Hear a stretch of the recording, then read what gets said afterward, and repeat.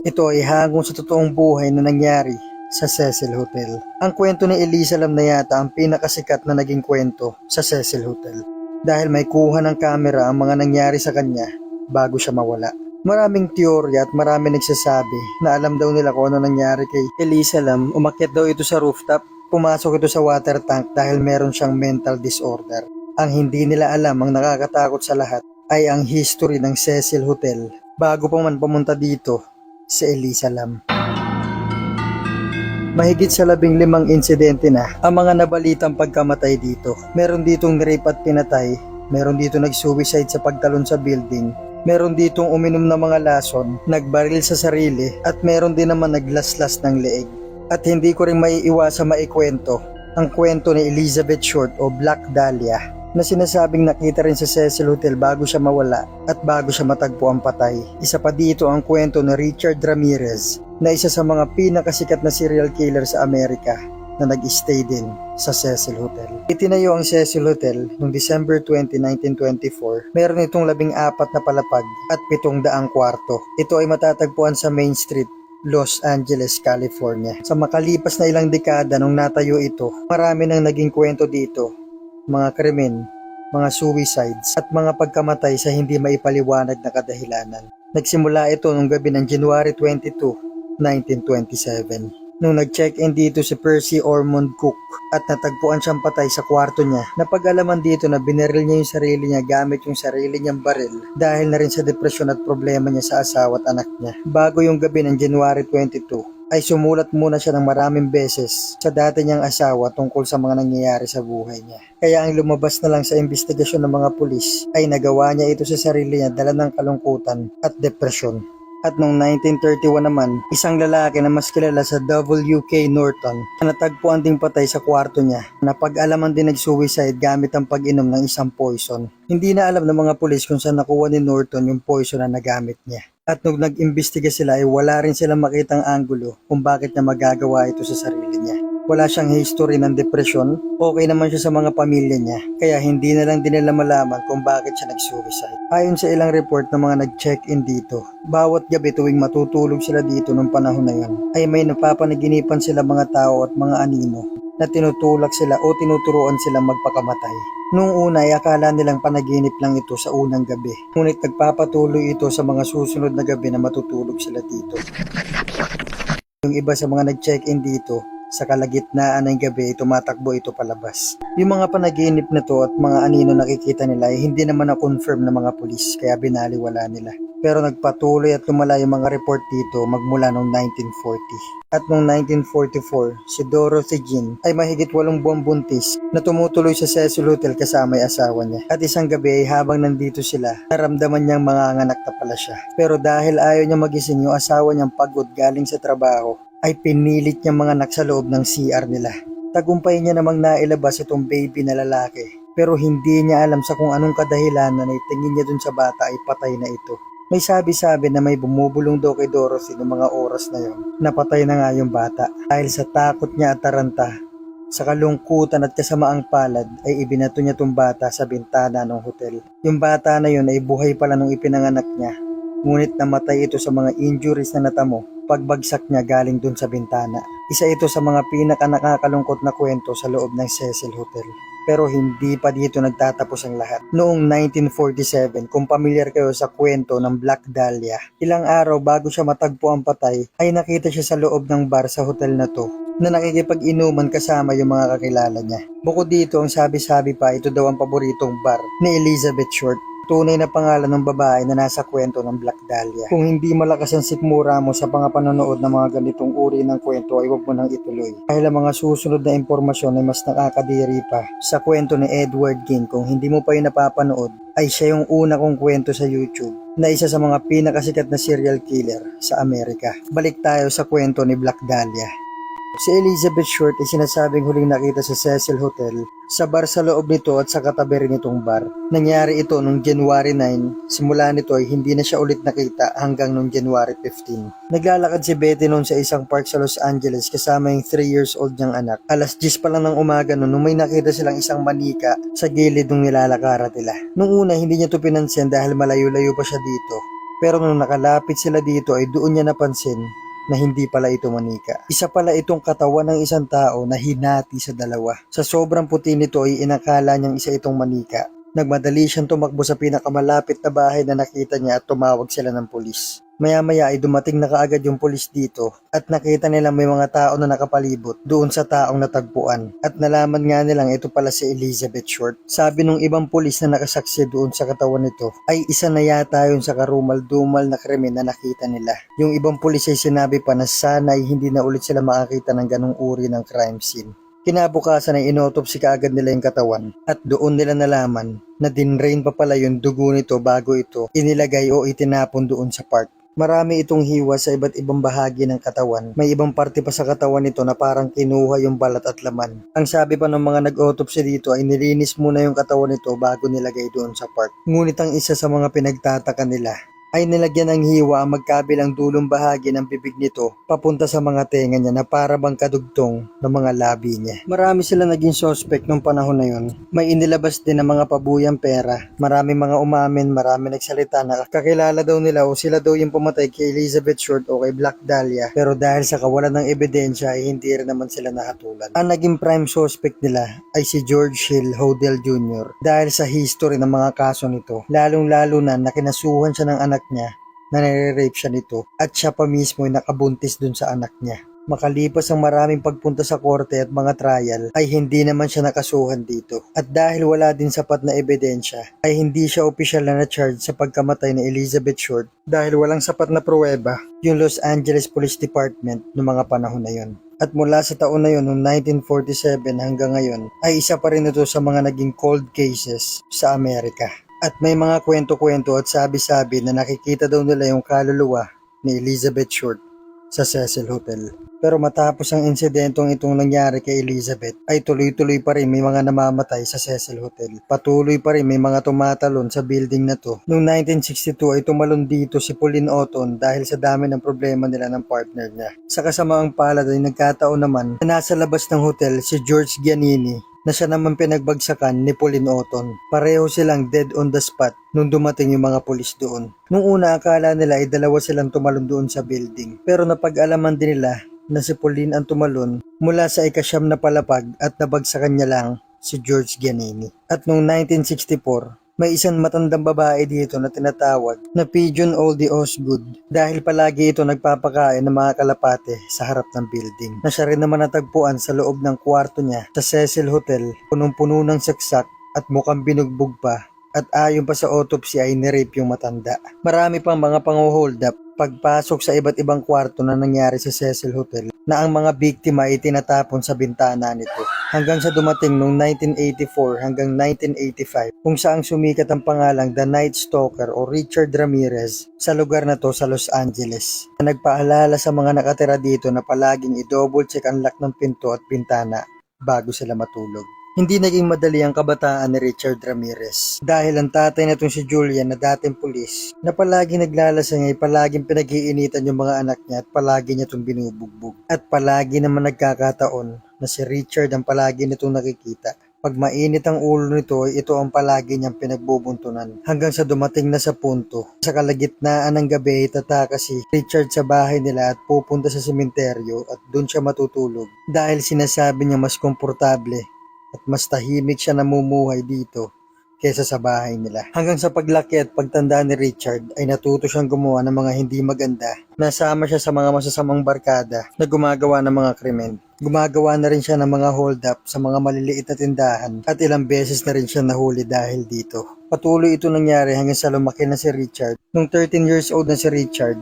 nasaksihan niya kung paano binaril ng pinsan niyang si Mike ang asawa nito sa harap niya mismo. Hanggang nung tumagal dahil alam nung ate niya kung ano nangyari kay Richard sa puder ng papa nila, ay kinupkup naman siya nito ngunit sa kasamaang palad. Yung asawa ng ate niya na si Roberto, imbis na turuan si Richard na magandang asal na kailangan niya nung panahon na yon, tinuruan pa siya nitong gumawa ng mga kalokohan sa lugar nila. Tuwing gabi ay sinasama niya si Richard na maglibot sa mga bahay malapit sa kanila para salipan at silipin yung mga babae dito. Hanggang sa natutunan niya itong gawin kasabay ng paggamit niya ng droga at ng marijuana. Ayon din sa mga nakakakilala kay Richard, hindi mo ito mauutosang gawin o hindi mo maipapagawa sa kanya yung mga bagay na ayaw niya. Pero pag may mga bagay naman siyang gustong gawin, gagawin niya itong mag-isa. Hanggang nung high school si Richard Ramirez ay kumuha siya ng part-time job sa isang hotel malapit sa kanila. Dito ay dahil may susi siya sa lahat ng kwarto, kinukuha niya yung mga mamahaling gamit na nakikita niya, pati yung mga bagay na kumukuha sa interest niya. Hanggang isang araw ay natanggal si Richard dito dahil sinubukan niyang rapin yung isa sa mga guest nila. Buti na lang ay dumating sa tamang oras yung asawa nito. Muntikan na nitong mapatay si Richard sa bugbog, buti na lang dumating yung mga pulis. Pero hindi rin naman natuluyang makasuhan si Richard dahil ayaw nang bumalik ng mag-asawa na yun sa Texas para ipagpatuloy yung ikakaso kay Richard. Dito ay lalong tumaas yung pride niya dahil ang iniisip niya ay nakatakas na naman siya sa krimen na ginawa niya. Hanggang sa lumipat si Richard Ramirez sa Los Angeles, California dahil gusto niya nang mabuhay na malayo sa mga kapamilya niya, lalong-lalo na sa papa niya. 22 years old na siya noon nung nangyari to. Maraming beses din nahuli si Richard dito. Labas-pasok siya sa kulungan hanggang sa isang beses nagkaroon siya ng access sa isang basement ng hotel sa San Francisco, California. Dito siya umuwi, natutulog at kumakain at dito niya rin ginawa ang krimen na hindi inaasahan ng lahat. Dito naganap ang unang pagpatay ni Richard Ramirez. Naganap ito noong April 1984. Ang una niyang biktima ay ang batang si May Leong. Pinagsasaksak niya ito hanggang mawalan ito ng buhay. Sabay isinabit niya ito sa isa sa mga pipe sa basement. Sabay siya umalis. Ilang araw na ang makalipas bago ito natagpuan, nakalayo na rin ito si Richard Ramirez at hindi man lang siya nakita ng kahit sino sa hotel na yon. Makalipas lamang ang ilang araw nung hindi nahuli si Richard, ay lalo siya naging determinadong ipagpatuloy yung ginagawa niya. Dahil alam niya naman sa sarili niyang hindi siya nahuhuli. Nag-iikot-ikot siya sa Los Angeles, naghahanap ng mga bukas na bintana at bukas na pintuan at kung sino man ang maabutan niyang tao sa loob nito ay pinapatay niya. Ilang buwan lang ang makalipas, noong June 1984 ay nakapasok naman siya sa isang bukas na bintana na pagmamay-ari ng 79 years old na babae. Gulat na gulat ito na nakatapatan niya ng muka ang nakangiting si Richard Ramirez sa loob mismo ng bahay niya. Pinagsasaksak siya nito hanggang mawalan din ito ng buhay gaya ng ginawa ni Richard sa una niyang biktima. Patuloy na ginawa ito ng Richard Ramirez mula 1984 hanggang 1985 habang umuwi siya nito sa Cecil Hotel. Marami mga brutal na murder na ginawa si Richard Ramirez. Meron pa ditong isang babae, paglabas nito ng sasakyan ay nasa harap niya na si Richard Ramirez at binaril siya nito sa muka. At may isang bahay na napasok si Richard, tumiredyo siya sa kwarto, pinagbabaril niya yung asawang lalaki at nirape naman yung asawang babae. At yung isa sa mga bahay na napasok na Richard, ay nakita niya na lang yung babae na may hawak ng shotgun, ngunit hindi ito pumutok dahil wala pala itong bala. Sa sobrang galit ni Richard ay kumuha siya ng kutsilyo dun mismo sa bahay nila. Pinagsasaksak niya yung babae na to ng walang tigil hanggang sa halos maputol na yung ulo nito at kinuha niya pa yung mata nito at iniwan niya sa lagayan ng alahas ng mga biktima niya. Maraming beses nakita si Richard sa gilid ng Cecil Hotel. Itinatapon nito yung mga isinuot niya sa basurahan sa gilid ng hotel. Nakikita siyang umaakyat sa hagdan papunta sa kwarto niya, punong-puno ng dugo at nakabrief lang. Pero dahil halos naging normal na lang yung mga ganitong eksena sa lugar nila nung panahon na yon, ay hindi nila ito pinansin. Hanggang sa noong 1985, yung isa sa mga biktima niya ay iniwan niyang buhay. Iniwanan niya ito ng mensahe at sinabi dito na ipagkalat doon sa mga kapitbahay niya na nandito na si Night Stalker. At yung biktima ni Richard na to ang nagpa-sketch yung mismong itsura ni Richard at ipinakalat sa buong Los Angeles, California. Pero hindi lang ito nabalita doon kundi sa buong mundo dahil sa sunod-sunod na krimen na ginawa nito. Hanggang sa isang beses ay nakuha nila yung fingerprint ni Richard Ramirez o ni Night Stalker sa isang sasakyan na ninakaw niya. Nung tinignan ng mga polis yung fingerprint na to ay lumabas system nila ang pangalang Ricardo Leiva Munoz Ramirez na ilang beses nang pabalik-balik sa mga kulungan na hindi man lang nila napagsuspetsahan na siya pala ang hinahanap nilang Night Stalker. Hanggang sa isang beses ay napunta sa isang tindahan si Richard at hindi niya man lang namalayan na nagkalat na pala yung picture niya sa Los Angeles, California. Nagsigawan yung mga babaeng nasa harap niya nang na-realize nila na nasa harap pala nila ang lalaking pumapatay at pumapasok sa iba't ibang bahay at sa iba't ibang lugar na siyang pinaghahanap noon ng daang-daang pulis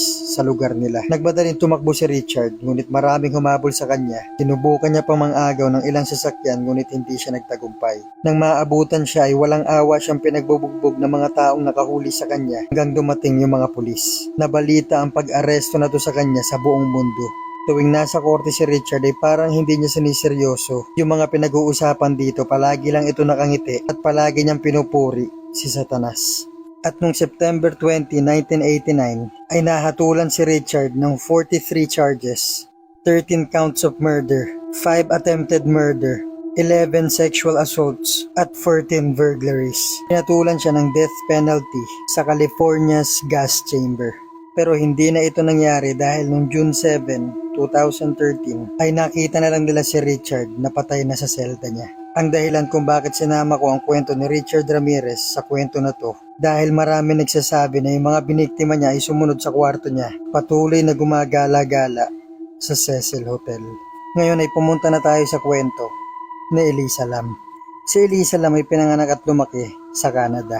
Mahilig siya mag-vlog at mag-travel hanggang sa napunta nga siya sa Los Angeles, California. Nung una ay tutol sana yung mga magulang ni Elisa sa mga travel niya na to dahil na-diagnose si Elisa Lam sa bipolar disorder at meron din siyang depression. Pero yung mga kakilala, kaibigan at mga magulang ni Elisa, walang senyales sila nakikita na magagawa ni Elisa Lam na magpakamatay at ni hindi nga pumasok sa isip nila na maisip man lang ni Elisa na saktan yung sarili niya. Sa kabila nito ay napapayag sila ni Elisa tungkol sa travel niya sa Los Angeles dahil nangako naman siya na mag-a-update siya sa kanila araw-araw at gabi-gabi bago matulog at hindi niya kakalimutang inumin yung gamot niya. Noong January 13, 2013 ay nag-post na nga si Elisa Lam sa social media ang ginagamit niya na nakabili na siya ng ticket sa travel niya sa California. At noong January 26 nung parehong taon ay nakarating na nga siya sa California at nag-check-in sa Cecil Hotel. Ang napiling kwarto sana ni Elisa ay ang tinatawag na hostel style. Dito ay may mga makakasama si Elisa sa kwarto at mas mura din yung babayaran nila dito.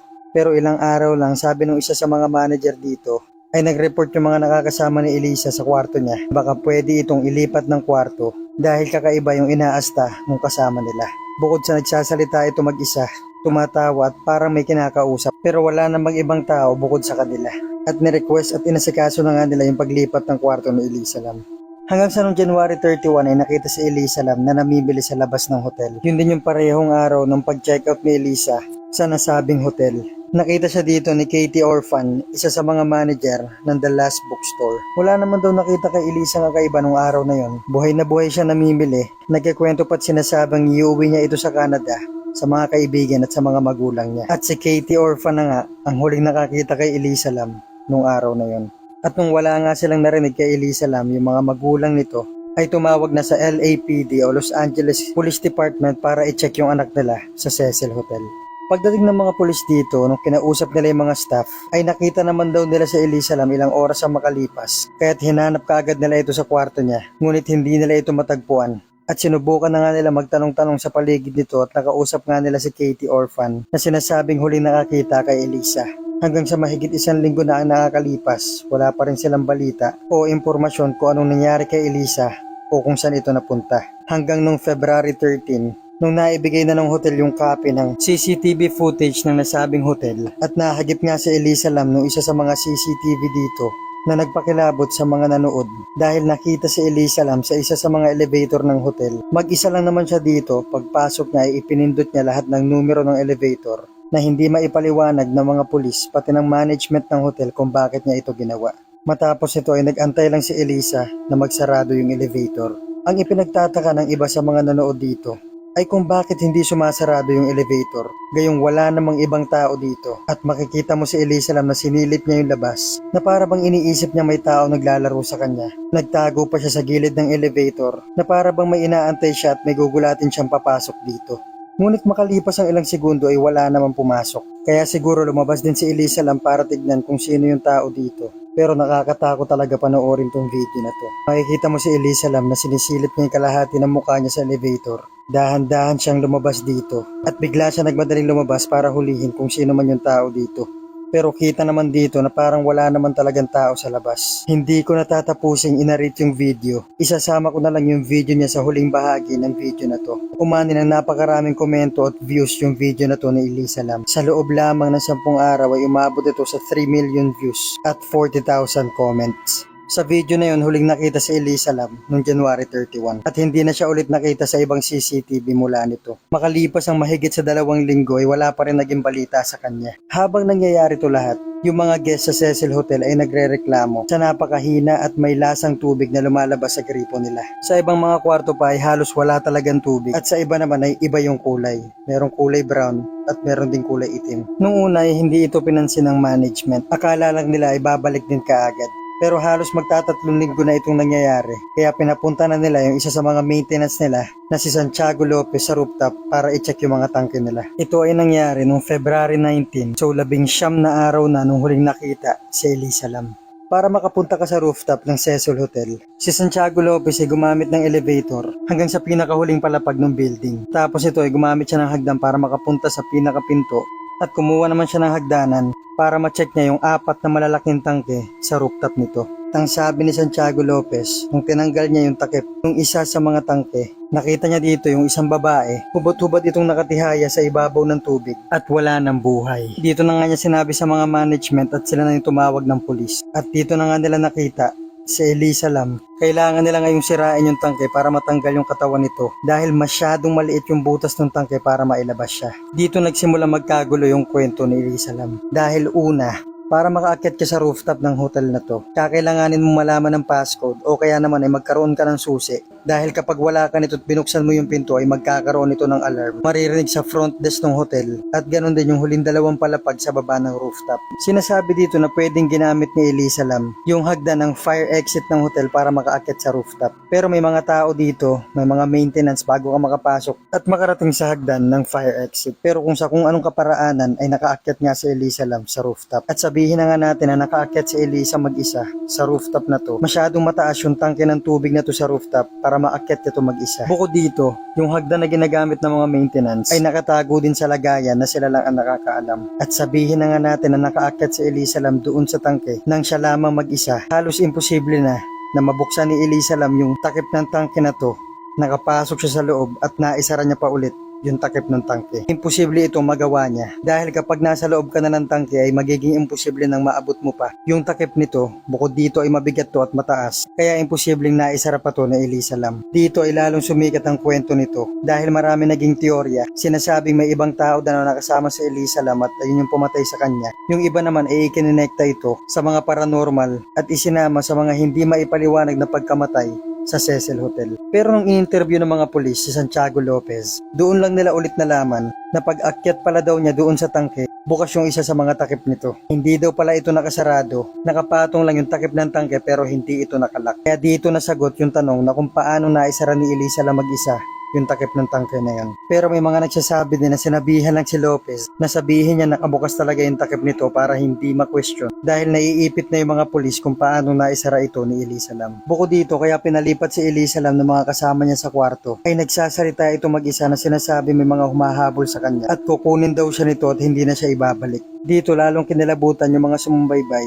sa kwento ni Elisa Lam. Pero tandaan din natin na may mental problem si Elisa. Sabi ng mga magulang at mga kapatid niya, kapag hindi daw nakakainom si Elisa Lam ng gamot, ay nag-hallucinate ito ng kung ano-anong mga sitwasyon. At ayon sa autopsy sa katawan ni Elisa Lam, ay mukhang hindi nga daw siya nakainom ng gamot. Sa sagot nga nila na to ay mukhang hindi sila sigurado. Pero sabihin na nga natin na nakaakyat nga si Elisa Lam doon sa rooftop, dala ng mga hallucinations niya na may humahabol daw sa kanya dahil hindi nga daw siya nakainom ng gamot. Nakaakyat nga siya dun sa tangke nang siya lang mag-isa. Nabuksan niya yung napakabigat na takip ng tangke na to. Nakapasok siya sa loob. Naiwan man niyang bukas o sarado yung takip ng tangke na to. Kung gusto niya magpakamatay ay pwede na lang siyang tumalon sa building. Hindi kakayanin ng sino mang tao na sadyang magpalunod. Dahil ang utak natin ay may survival instinct at magkukusa tayong lumutang sa tubig kung kaya natin kahit gusto natin magpakamatay. At kung gusto mo magpakamatay ng tao, hindi niya napapahirapan yung sarili niya na magpakahirap umakyat doon sa tangke. Pagkasyahin yung katawan niya doon sa napakaliit na butas at pigilan yung sarili niya na huminga. Pwede rin naman na totoo yung sinasabi ni Elisa Lam na may sumusunod sa kanyang mga anino na sinasabi niyang kukunin daw siya nito, umakyat siya sa rooftop, naghanap siya ng mapagtataguan at pinilit niyang makaakyat at makapasok dun sa tangke. Nung nasa loob na siya nito ay nahirapan na siyang lumabas hanggang sa nalunod siya. Kung meron man kayong teorya, kung may impormasyon man kayong alam, ay i-comment nyo na lang sa post na to at sisikapin ko na replyan kayong lahat. At gusto ko pang idagdag na totoong nainom ng mga tao yung tubig kung saan natagpuan si Elisa Lam. Dahil yung mga tangke na yun nagbibigay ng tubig sa buong building, gayon din sa isang cafe doon sa hotel.